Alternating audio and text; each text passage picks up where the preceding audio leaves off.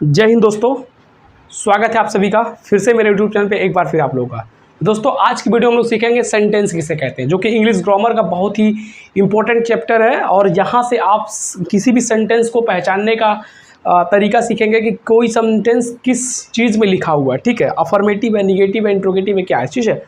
तो सबसे पहले हम लोग समझते हैं सेंटेंस की डिफिनीशन को। किसको? सेंटेंस की डिफिनीशन को। देखो सेंटेंस किसे कहते हैं, इस बात को समझो।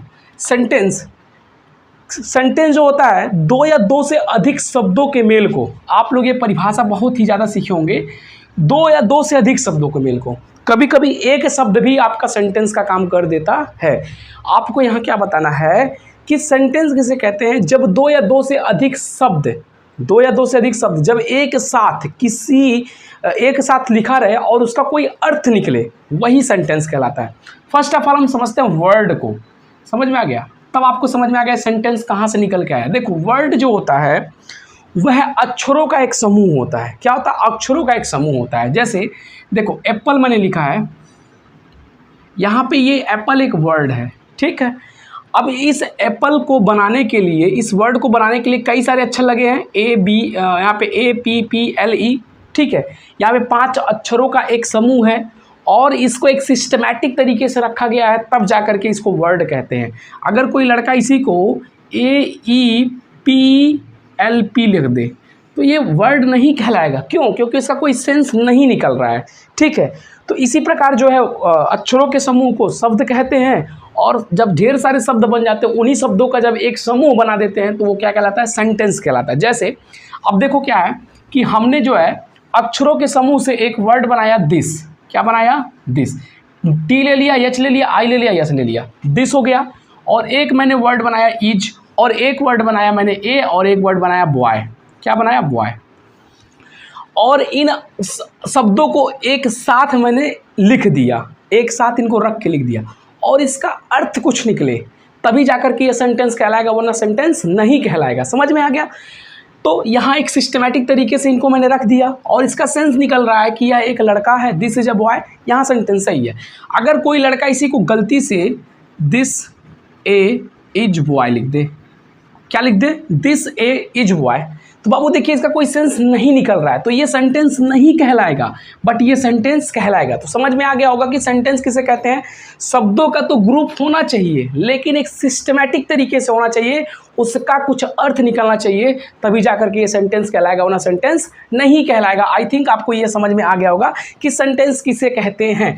तो सेंटेंस किसे कहते हैं? शब्दों का एक ऐसा ग्रुप, शब्दों का एक ऐसा समूह जिससे कोई ना कोई अर्थ निकले, सेंटेंस कहलाता है। बाबू इसके बाद आता है अगला चीज, काइंड्स ऑफ सेंटेंस। क्या आता है? Kinds of sentence. अगला टॉपिक क्या आता है? Kinds of sentence. अब देखो काइंड्स ऑफ सेंटेंस यानी कि सेंटेंस के प्रकार। काइंड्स माने क्या होता है? प्रकार। ऑफ माने होता है क्या? का। और सेंटेंस माने होता है वाक्य। वाक्य के कितने प्रकार होते हैं?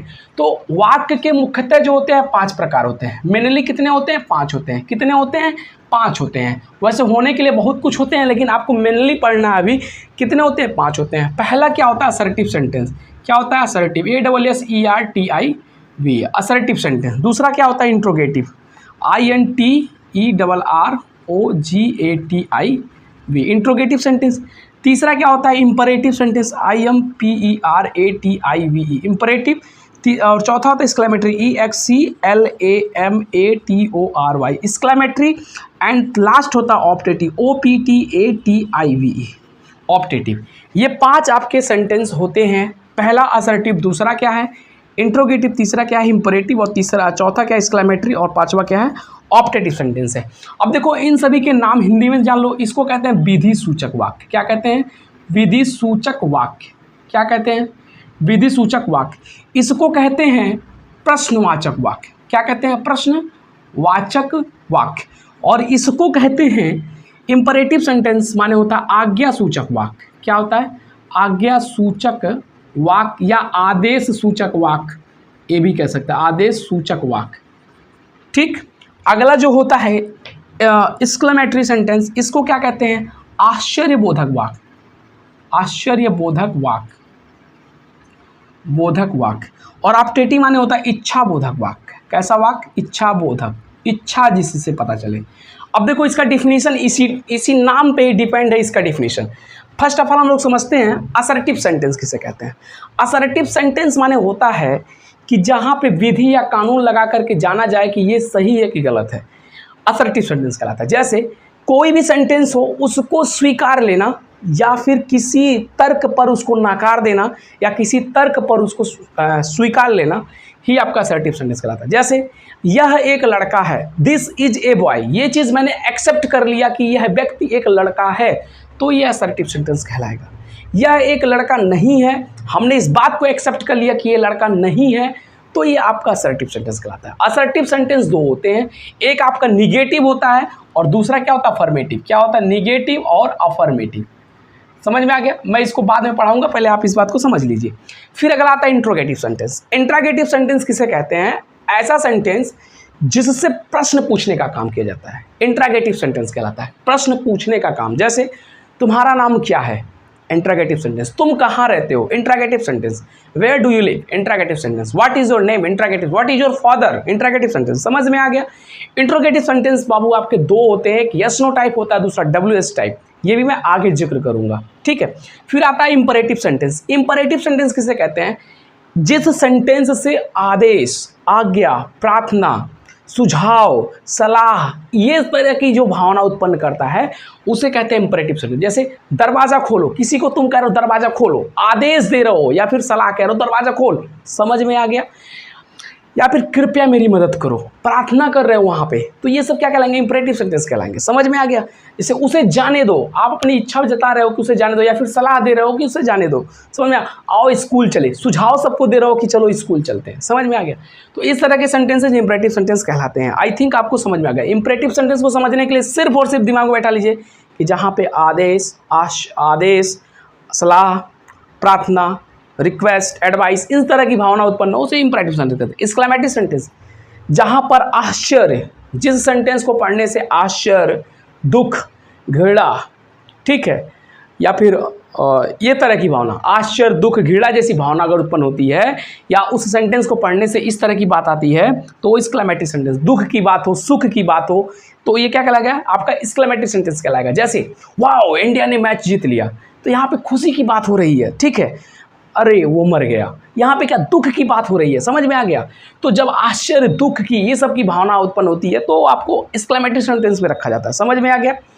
अब बात करते हैं ऑप्टेटिव सेंटेंस। ऑप्टेटिव सेंटेंस किसे कहते हैं? ऑप्टेटिव सेंटेंस उसे कहते हैं जहाँ पे विशेष की बात होती है, जहाँ पे विश पूरा किया जाता है, किसी को श्राप दिया जाता है, किसी को जो है किसी की विशेष, किसी के लिए प्रार्थना किया जाता है, तो वो आपका ऑप्टेटिव सेंटेंस। जैसे ईश्वर करे वह मैदान, ईश्वर करे वह गिर जाए, ईश्वर करे वह जो है पास हो जाए, ठीक है, या फिर काश में पक्षी होता, अपनी इच्छा जताया जा रहा है, तो ये आपका ऑप्टेटिव सेंटेंस। तो आप याद रखिएगा कि ये जो होता है स्वीकारा जाए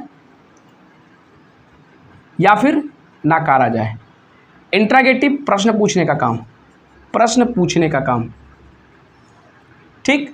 इंपरेटिव, ये क्या क्या कहता है, आदेश, आज्ञा, सलाह, ठीक है। और ये क्या कहता है, आश्चर्य, आश्चर्य और घृणा, दुख, अब खुशी भी, दुखी या खुशी। और इसमें क्या होता है, इच्छा अपना व्यक्त करते हैं, इच्छा व्यक्त करते हैं और प्रार्थना करते हैं,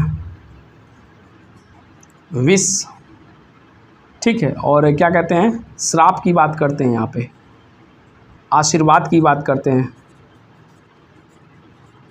तो ये सभी कहलाता है ऑप्टेटिव, ये सभी कहलाता है क्या, आपका एक्सक्लेमेटरी। ये सभी अगर भावना उत्पन्न तो इंपरेटिव, ये सभी भावना उत्पन्न ये इंट्रोगेटिव, और अगर ये सकारात्मक नकारात्मक बात होती है तो असर्टिव होता है।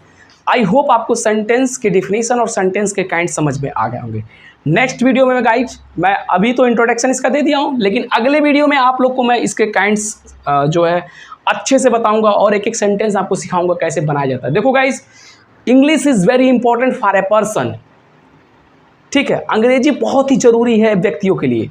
जो इंग्लिश नहीं जान रहा है वो एक तरह से मान के चलो कि कहीं ना कहीं बहुत पीछे है, क्योंकि आज अगर आप कोई भी चीज़ लेने जाते हो ना तो उसके रैपर पे इंग्लिश में लिखा होता है। आप बच्चे के लिए चॉकलेट लेने जाओ, वो भी इंग्लिश में चॉकलेट मिल रहा है। समझ में आ रहा है? तो कहीं ना कहीं जो इंग्लिश नहीं जान रहा बाबू, वो बहुत पीछे है। इसलिए इंग्लिश इज़ बहुत इंपॉर्टेंट है। आप सिर्फ प्रिपरेशन के लिए इंग्लिश ना पढ़िए, आप इंग्लिश अपने दिनचर्या के लिए भी पढ़िए, अपने लाइफ के लिए पढ़िए। समझ में आ गया? तो आई होप आपको समझ में आ रहा होगा। और मैं पूरा आपको इंग्लिश का हर एक चीज़ बताने वाला हूँ इस चैनल से। तो आप ज़रूर इस चैनल से जुड़ो और अपने दोस्तों के शेयर करके इस चैनल पे जुड़ाओ, ठीक है? फिर गाइज़ मैं यहाँ पे कंटिन्यू करूँगा नेक्स्ट क्लास में। मिलते हैं नेक्स्ट क्लास में। जय हिंद, वंदे मातरम।